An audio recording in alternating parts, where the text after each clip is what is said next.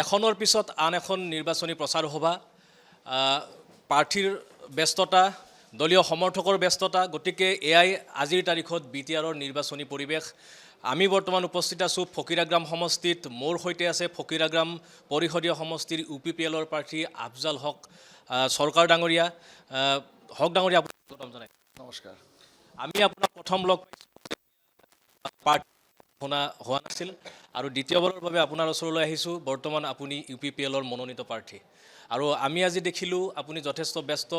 এখন নিৰ্বাচনী সভা ইয়াত অনুষ্ঠিত হৈ গ'ল, আৰু যি ৰাইজৰ ফকিৰাগ্ৰাম ৰাইজৰ আপোনাৰ প্ৰতি যিটো মৰম, সেই মৰম আমি দেখিলোঁ। ফকিৰাগ্ৰাম বাসী ৰাইজৰ আপোনাৰ প্ৰতি যিটো সমৰ্থন, আমি সেই সমৰ্থন দেখিলোঁ। এতিয়া মোৰ প্ৰশ্নটো হ'ল, এই মৰম, সমৰ্থন আৰু আশীৰ্বাদ আপুনি নিশ্চয়কৈ এইবাৰ এই যি নিৰ্বাচনী যুঁজ পাৰ হৈ যাব। মই আশা ৰাখিছোঁ এইবাৰ ফকিৰাগ্ৰাম সমষ্টিৰ যিটো ৰাজনৈতিক বাতাবৰণ, ইয়াৰ আগতে দুটা সাম্প্ৰদায়িক শক্তিয়ে ইয়াত জনপ্ৰতিনিধিত্ব কৰিলে, বিশেষকৈ বদৰুদ্দিন আজমলৰ চাহাবৰ পাৰ্টি UDF দল, তাৰপিছত আকৌ আহিল BJP। এই দুটা ৰাজনৈতিক দলৰ কবলত পৰি যিখিনি আমাৰ ফকিৰাগ্ৰাম সমষ্টিবাসী ৰাইজে ভুগিলে, তাৰ প্ৰত্যুত্তৰ স্বৰূপ সকলো জাতি জনগোষ্ঠীৰ মানুহ ইতিমধ্যে ঐক্যবদ্ধ হৈছে, আৰু সেই ঐক্যবদ্ধ একতাৰ শক্তিটো আমাৰ প্ৰমোদ বড়ো চাহাবৰ নেতৃত্বত গঢ়ি উঠা সকলো জাতি জনগোষ্ঠীৰ হকে গঢ়ি উঠা UPPL ৰাজনৈতিক দলৰ প্ৰাৰ্থী হিচাপে মোক বিপুল ভোটত জিকাই লোৱাৰ ক্ষেত্ৰত ইতিমধ্যে সকলো অঞ্চলৰ পৰা নিজে আগুৱাই আহি মোৰ লগত সহযোগিতা কৰি আছে। আমি এটা শ্লোগান শুনিবলৈ পালোঁ, বিদেশী হাতাও সমষ্টি বাচাও। গতিকে এই বিদেশী হাতাও বুলি আচলতে কাক ইংগিত কৰা হৈছে? এইটো বিদেশীতো যিজন জনপ্ৰতিনিধি নিজকে বাংলাদেশী বুলি স্বীকাৰ কৰে, তা আমি আৰু নিজে আৰু বেলেগ আৰু দেশী বুলি আৰু কিয় ক'ম? অতএব আমাক বাংলাদেশী নেতা নালাগে, আমাক স্বদেশী নেতা লাগে। সেইটোৱে কি বাংলাদেশী নেতা বুলি অভিহিত কৰা হৈছে, বা তেওঁ নিজেই এটা সময়ত হয়তো স্বীকাৰ কৰিছিল, সেইগৰাকী নেতাকে পুনৰবাৰ টিকট প্ৰদান কৰা হৈছে। আপুনি দুটা সাম্প্ৰদায়িক দলৰ কথা উল্লেখ কৰিছে, সেই দুটা সাম্প্ৰদায়িক দলৰ প্ৰাৰ্থীও এইবাৰ প্ৰতিদ্বন্দ্বিতা আগবঢ়াইছে। BPF আছে। গতিকে প্ৰতিদ্বন্দ্বিতাটো কেনেকুৱা হ'ব? আপোনাৰ কাৰ লগত প্ৰতিদ্বন্দ্বিতা হ'ব?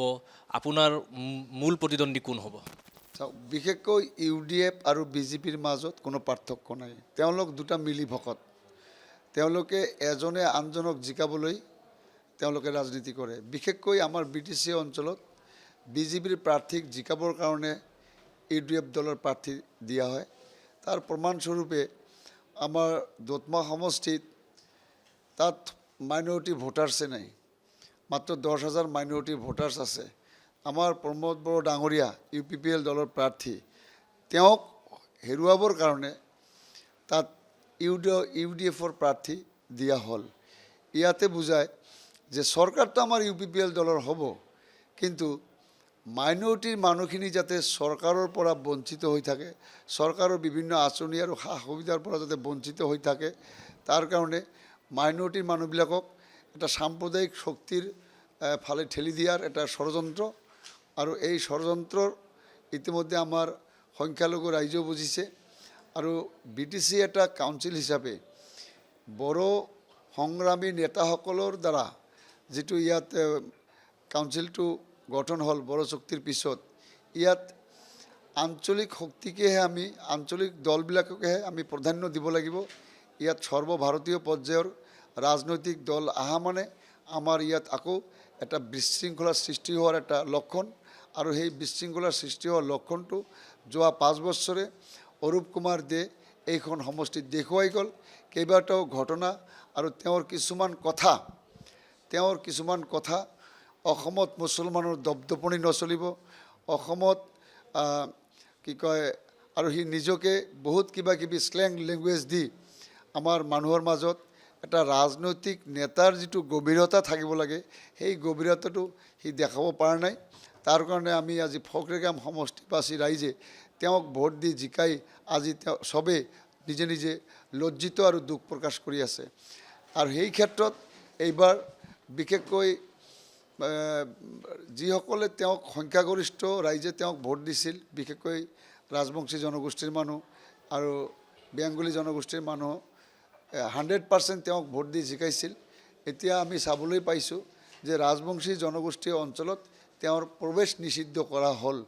এই যে এজন মানুহক যিয়ে ভোট দি নিৰ্বাচিত কৰে, সেই মানুহটোক আকৌ সেই ৰাইজে আকৌ যদি প্ৰৱেশ নিষিদ্ধ কৰে, তেনেহ'লে নিশ্চয় ভাবি চাওক সেই মানুহজন কিমান দুখ লগা কাম কৰিছে, যাৰ কাৰণে প্ৰৱেশ নিষিদ্ধ বুলি ইতিমধ্যে এটা জনগোষ্ঠীয়ে ঘোষণা কৰিছে। ফকিৰাগ্ৰাম সমষ্টিত প্ৰায় 42,000 সংখ্যালঘু ভোট আছে আৰু সংখ্যালঘু ভোটাৰৰ আধিপত্য থকা এটা সমষ্টি, আৰু এই সমষ্টিটোত সংখ্যালঘু ভোটাৰে এক প্ৰকাৰ নিৰ্ণায়ক ভূমিকা গ্ৰহণ কৰা বুলি ক'লেও হয়তো ভুল নহ'ব। তেনে ক্ষেত্ৰত কেইবাগৰাকীও সংখ্যালঘু নেতাই প্ৰতিদ্বন্দ্বিতা কৰিছে। আপুনি আছে, BPF-ৰ পৰা আছে, কংগ্ৰেছৰ পৰা আছে, AIUDF-ৰ পৰা আছে। গতিকে সংখ্যালঘু ভোটৰ বিভাজনে পুনৰবাৰ বেলেগ এজনক সুযোগ দিব নেকি? সংখ্যালঘু নেতা এই যে যিবিলাক আমাৰ বিশেষকৈ এই নিৰ্বাচনত যিবোৰ সংখ্যালঘু সম্প্ৰদায়ৰ পৰা ইতিমধ্যে মনোনয়ন পত্ৰ দাখিল কৰি নিৰ্বাচনী প্ৰচাৰ অভিযান চলাই আছে, তাৰ ভিতৰত হয়তো বেছিভাগে এজনৰে পকেটৰ প্ৰাৰ্থী, সেইটো হ'ল অৰূপ কুমাৰ দেৰ পকেটৰ প্ৰাৰ্থী। আৰু অৰূপ কুমাৰ দেৰ যে পকেটৰ প্ৰাৰ্থী, এইখিনি ৰাইজে বুজি পোৱা হ'ল। এই ক্ষেত্ৰত চবতকৈ মোৰ এটা ভাল লাগিছে যে কেণ্ডিডেটবিলাকৰ যিটো বডি লেংগুৱেজ, সেই বডি লেংগুৱেজতে ধৰা পৰি গৈছে যে যিখিনি কেণ্ডিডেট মোৰ বিৰুদ্ধে থিয় কৰোৱা হ'ল, এইখিনি গোটেইখিনি ভোট বিভাজন কৰি অৰূপ কুমাৰ দে জিকাৰ যেটা প্ৰচেষ্টা, এই প্ৰচেষ্টা একদম গ্ৰাছৰুট লেভেলৰ মানুহখিনিলৈকে বুজি পাইছে। তাৰ কাৰণে মোৰ কাৰণে অলপ সুবিধা হৈছে। অৰূপ কুমাৰ দে এই পন্থাটো কিয় অৱলম্বন কৰিব লগা হ'ল? কাৰণ এজন MCLA নহয়, তেওঁ এজন EM। গতিকে তেওঁৰ হাতত ক্ষমতা আছে, তেওঁৰ হাতত যথেষ্টখিনি এই সমষ্টিৰ উন্নয়নৰ হকে কাম কৰিব পৰাকৈ তেওঁৰ হাতত সুযোগ সুবিধা আছিল। তৎসত্ত্বেও আপোনাক পৰাজিত কৰাবলৈ বা আপোনাক ৰণত হৰুৱাবলৈ তেওঁ এই পন্থা কিয় ল'বলগীয়া হ'ল, বা BJPয়ে এই পন্থা কিয় ল'বলগীয়া হ'ল যে ভোট বিভাজনৰ বাবে অন্য দলৰ সংখ্যালঘু প্ৰাৰ্থীক নিক্ষেপ কৰিবলগীয়া হ'ল? অৰূপ কুমাৰ দে এজন ডাউন টু আৰ্থ লিডাৰ নহয়, গ্ৰাছ ৰুট লেভেলত জড়িত হৈ ৰাজনীতি কৰা সি ব্যক্তি নহয়। মাত্ৰ নিজৰ পলিচি, নিজৰ ছিষ্টেমত চলা মানুহ। ই ভোট বিভাজনৰ বাহিৰে ইয়াত 2-3টা কাৰণ আছে। বিশেষকৈ অৰূপ কুমাৰ দে বেংগলী সম্প্ৰদায়ৰ মানুহ। ইয়াত মাত্ৰ বেংগলী সম্প্ৰদায়ৰ 8,000 সামথিং ভোট আছে। এই 8,000 সামথিং ভোটটো তেওঁ হয়তো ভাবিছিল তেওঁৰ পকেট ভোট, কিন্তু এইবেলি বেংগলী সম্প্ৰদায়ৰ মানুহ তেওঁৰ পকেট ভোট হৈ থকা নাই। ইতিমধ্যে বেংগলী সম্প্ৰদায়ৰ ভোটটো আমাৰ UPPL দলতো এটা ভাল পাৰ্চেণ্টেজ আহিব আৰু অন্যান্য বেলেগ জেগাত গুচি যোৱাৰ সম্ভাৱনা আছে। তাৰ ওপৰেদি ৰাজবংশী জনগোষ্ঠীয়েও তেওঁক ইতিমধ্যে এভইড কৰিছে।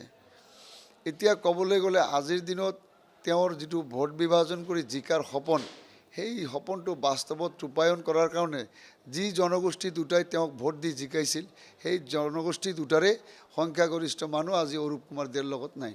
সেই দুটা জনগোষ্ঠী আপোনালোকৰ লগত আছেনে নাই? সেই দুটা জনগোষ্ঠী প্ৰাৰ্থী বেচিছ মোৰ লগত এটা ভাল এটা পাৰ্চেণ্টেজ মোৰ লগত আছে। দল হিচাপে আমাৰ UPPL দলৰ প্ৰমোদ বড়ো চাহাবৰ নেতৃত্বৰ প্ৰতি আস্থা আৰু শ্ৰদ্ধা জনাই আমাৰ UPPL দলত ভাল এটা সংখ্যা আমাৰ ৰাজবংশী জনগোষ্ঠী আৰু বেংগলী জনগোষ্ঠীৰ মানুহ আমাৰ লগত জড়িত আছে। আপুনি ইয়াৰ পূৰ্বে দুবাৰকৈ নিৰ্বাচিত হৈছে MCLA হিচাপে। তেতিয়া আপুনি নিৰ্দলীয় হিচাপে প্ৰতিদ্বন্দ্বিতা কৰি জয়লাভ কৰিছিল, আৰু এইবাৰ এটা শাসকীয় দলৰ বেনাৰত আপুনি প্ৰতিদ্বন্দ্বিতা আগবঢ়াইছে। গতিকে আগৰ যি সেই নিৰ্বাচন আৰু এইবাৰৰ নিৰ্বাচন আপুনি কি তফাৎ দেখিছে? আসমান জমিন মই পাৰ্থক্য দেখিছোঁ। আগৰ নিৰ্বাচনবোৰ মই নিৰ্দলীয় প্ৰাৰ্থী হিচাপে মাত্ৰ এটা মিনিমাম এটা মানুহৰ সংখ্যা লৈ গোটেই সমষ্টি মই মুভমেণ্ট কৰিছোঁ। কিন্তু এতিয়া যেতিয়া দলীয় প্ৰাৰ্থী হিচাপে আহিলোঁ, আমাৰ ফকৰিগাম সমষ্টিত 97 বুথ আছে, ভোট চেণ্টাৰ। এই 97 ভোট চেণ্টাৰত আমাৰ 97 বুথ কমিটি আছে।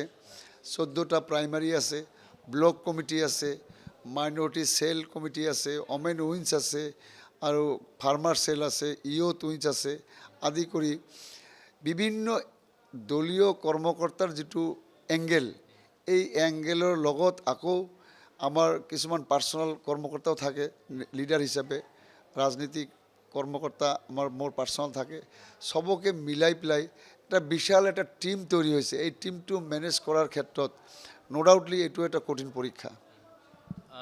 দলীয়ভাৱে আপোনালোকৰ নিজা কৰ্মসূচী আছে, নিৰ্বাচন কেন্দ্ৰিক ইছ্যু আছে, নিৰ্বাচন কেন্দ্ৰিক প্ৰতিশ্ৰুতি আছে, কিন্তু আমি যদি ফকিৰাগ্ৰাম সমষ্টিৰ কথাকে পাতোঁ আৰু ফকিৰাগ্ৰাম সমষ্টিৰ ৰাইজৰ বাবে বা আপোনাৰ নিজস্ব কোনবোৰ বিষয়ক আপুনি প্ৰাধান্য দিছে, কোনকেইটা ইছ্যুক আপুনি ৰাইজৰ সন্মুখলৈ লৈ গৈছে?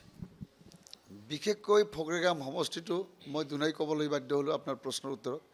ফকিৰগাম সমষ্টিটো দুবাৰেই আমাৰ সাম্প্ৰদায়িক ৰাজনীতিয়ে গ্ৰাস কৰিছিল। এক নম্বৰে মোৰ কাম হৈছে সাম্প্ৰদায়িক ৰাজনীতিৰ পৰা ফকিৰগাম সমষ্টিৰ সকলো জাতি জনগোষ্ঠীক মুক্ত কৰা আৰু সকলোকে ঐক্যবদ্ধ কৰি আমাৰ প্ৰমোদ বড়ো ডাঙৰীৰ নীতি আদৰ্শ হ'ল শান্তি নিৰাপত্তা ঐক্য আৰু ভাতৃত্ব, আৰু সেই শান্তি আৰু নিৰাপত্তা ঐক্য আৰু ভাতৃত্বৰ জৰিয়তে আমি আগুৱাই যাব পাৰোঁ যাতে। আৰু বিশেষকৈ কিছুমান সমস্যা আছে এতিয়াও, যিহেতু যিজন মানুহ এইবাৰ EM হ'ল, EM হোৱাৰ পিছতো সমষ্টিৰ মানুহৰ যিটো মনৰ খোৰাক, কি কাম কৰিলে কিছুমান লেখত ল'বলগীয়া কাম আছে যিবোৰ কৰিলে সাধাৰণ ৰাইজৰ এটা ছেটিছফেকশ্যন আহিব, তেনেকুৱা বহুত কাম ফকিৰগাম সমষ্টিত BTC গঠনৰ পৰা আজিলৈকে কৰিব পৰা নাই। কাৰণ মই যেতিয়া ইণ্ডিপেণ্ডেণ্ট আছিলোঁ, হাগ্ৰামাৰ বিৰুদ্ধে মোক থাকিব লগা হ'ল। হাগ্ৰামাৰ মহিলাৰী চাহাবৰ BPF চৰকাৰখনৰ বিৰোধিতা কৰি মই 10 বছৰ পাৰ কৰিছোঁ। তাৰ কাৰণে তেখেতে মোক কাম কৰাৰ সুযোগ দিয়া নাই, কিন্তু মোৰ চকুৰ আগত ফকিৰগাম সমষ্টিৰ বিভিন্ন ধৰণৰ ডাঙৰ ডাঙৰ জ্বলন্ত সমস্যা আছে, যিবোৰ সমস্যা আমাৰ BTC চৰকাৰৰ মজিয়াৰ পৰাই আমি সমাধান কৰিব পাৰিম। যেনেকৈ বহুত মানুহ এতিয়াও ভূমিৰ কিছুমান সমস্যা আছে, খাছলেণ্ডত বসবাস কৰি আছে, তেওঁলোকৰ এলটমেণ্ট দি পাট্টা দিয়াৰ ব্যৱস্থা কৰা।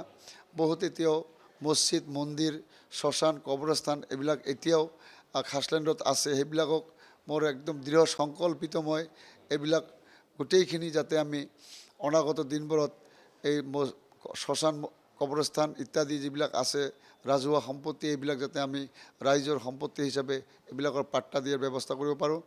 তাৰ লগতে বহুত মানুহ ইতিমধ্যে খাছলেণ্ডত বসবাস কৰে, লেণ্ডলেছ হিচাপে আছে, তেওঁলোককো যাতে আমি আগন্তুক দিনত অলপ হ'লেও ভূমি পাট্টা দি তেওঁলোকক যাতে তেওঁৰ ভৰিৰ তলত এটুকুৰা মাটি দিব পাৰোঁ, এইটো মোৰ একদম পূৰা দৃঢ় প্ৰতিজ্ঞাবদ্ধ মই। তাৰোপৰি কিছুমান কনষ্ট্ৰাকশ্যনৰ কাম আছে, ব্ৰিজ আছে, বহুত নদী নালা এতিয়ালৈকে আমাৰ ইয়াত কোনো নেতাই যোৱা 10 বছৰে যি MLA জন থাকিল তেখেতেও তেনেকুৱা ধৰণৰ নদীৰ প্ৰটেকশ্যনৰ কামবিলাক কৰা নাই। তাৰ কাৰণে এতিয়াও বহুত আমাৰ খেতি মাটি ইতিমধ্যে নদীৰ বুকুত ইতিমধ্যে বুৰ গৈ আছে। অনাগত দিনবোৰত মই চেষ্টা কৰিম যিকেইটা নদীৰ বান্ধ এই ফকিৰগাম সমষ্টিত আছে 5 বছৰত মই কমপ্লিট কৰাৰ চেষ্টা কৰিম। লগতে শৈক্ষিক পৰিৱেশটো আৰু ডেভেলপ কৰাৰ ক্ষেত্ৰত এডুকেশ্যন ডিপাৰ্টমেণ্টৰ যিবিলাক আঁচনি আছে, সেইবিলাক আঁচনি যাতে সুচাৰুৰূপে ফকিৰগাম সমষ্টিত ৰূপায়িত হয়, সেই ক্ষেত্ৰত মই চোকা দৃষ্টি ৰাখিম। এনেকুৱা বহুত কিবাকিবি সপোন আছে, এতিয়া সপোনবোৰ পূৰণ কৰাৰ দায়িত্ব ৰাইজৰ। 22 ছেপ্টেম্বৰলৈ আৰু সন্মুখত 10 দিন বাকী আছে, গতিকে এই ভোটযুদ্ধৰ এই মাজৰ সময়খিনি আকৌ কেনেধৰণৰ নিৰ্বাচনী প্ৰচাৰৰ ক্ষেত্ৰত কেনেধৰণৰ কৌশল আপোনালোকে অৱলম্বন কৰিছে? কৌশলবোৰতো গোপন বস্তু, এইবিলাক প্ৰকাশ কৰা বস্তু নহয়। তথাপিও গ্ৰেজুৱেলি আমি একদম আমাৰ চুবুৰীৰ পৰা আৰম্ভ কৰি, বুথৰ পৰা আৰম্ভ কৰি, প্ৰাইমাৰীৰ পৰা আৰম্ভ কৰি লাহে লাহে চেণ্টাৰ বা ব্লক পৰ্যায় সমষ্টি পৰ্যায়ৰ নিৰ্বাচনী পৰ্যায়ৰ আমি কাম কৰি আছোঁ। ব্যক্তিগতভাৱেও যিবিলাক আমাৰ সাধাৰণ important person of the society, তেওঁলোকৰ লগত আমি বহি আছোঁ, আলোচনা বিলোচনা কৰি আছোঁ। এতিয়া নিৰ্বাচনী যিটো প্ৰচাৰ অভিযান, এইটো আৰু অলপ তুংগত উঠিছে। অনাগত দিনবোৰত আমি আৰু বহুত কিবাকিবি আৰু নতুন নিৰ্বাচনী পলিচি আমাৰ হাতত আছে। আমি অন্য যিবোৰ সমষ্টিত দেখিছোঁ যে প্ৰমোদ বড়ো ডাঙৰীয়া ইমূৰৰ পৰা সিমূৰলৈ হেলিকপ্টাৰ উৰুৱাই হ'লেও নিৰ্বাচনী প্ৰচাৰত ব্যস্ত হৈ পৰিছে, গতিকে ফকিৰাগ্ৰামৰ ৰাইজে ইয়াত হেলিকপ্টাৰ দেখিবলৈ পাব? নিশ্চয় পাব। মোৰ আৰু দুটা প্ৰশ্ন আছে আপোনাৰ ওচৰত। প্ৰথম প্ৰশ্নটো হ'ল, যোৱাবেলিও ইয়াত আপোনাৰ যিগৰাকীৰ প্ৰতিনিধি আছিল সেইগৰাকীৰ প্ৰতিনিধিয়ে প্ৰমোদ বড়ো চৰকাৰত EM হৈ আছিল। নেক্সট যিগৰাকী ইয়াৰ পৰা নিৰ্বাচিত হ'ব তেওঁ প্ৰমোদ বড়ো চৰকাৰত EM হ'বনে নাই? ইতিমধ্যে মোৰ বিশ্বাস এইবাৰ যিহেতু ৰাইজে UPPL দলটোক আঁকোৱালি লৈছে আৰু মই এটা দলৰ চেণ্ট্ৰেল কমিটিৰ ভাইচ প্ৰেচিডেণ্ট হয়, উপসভাপতি, আৰু আমাৰ ফকৰেগাম সমষ্টিৰ বহুতো সমস্যা আছে আৰু আমাৰ চিফ মহোদয়ে ইতিমধ্যে ৰাইজৰ সভা সমিতিটো প্ৰকাশ্যভাৱে কৈ গৈছে যে এইবাৰ যদি আমাৰ UPPL দলৰ প্ৰাৰ্থী আফজাল হক চৰকাৰ ফকৰেগাম সমষ্টিৰ পৰা জিকি আহে তেনে নিশ্চয় আমি তেখেতক কেবিনেট মৰ্যাদা অৰ্থাৎ মানে EM এটা দি পেলাই সমষ্টি আৰু গোটেই BTCত কাম কৰাৰ সুযোগ দিব বুলি তেখেতে ঘোষণা কৰি গৈছে।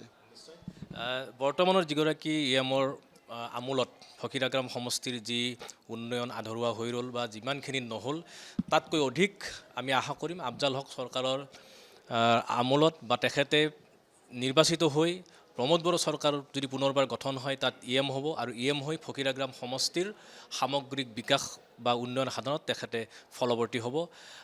শেষ প্ৰশ্নটো হ'ল অলপতে যিখন নিৰ্বাচনী সভাত আমি উপস্থিত আছিলোঁ তাত এগৰাকী বক্তাই ক'লে আফজাল মানে শ্ৰেষ্ঠ, আফজাল মানে উত্তম।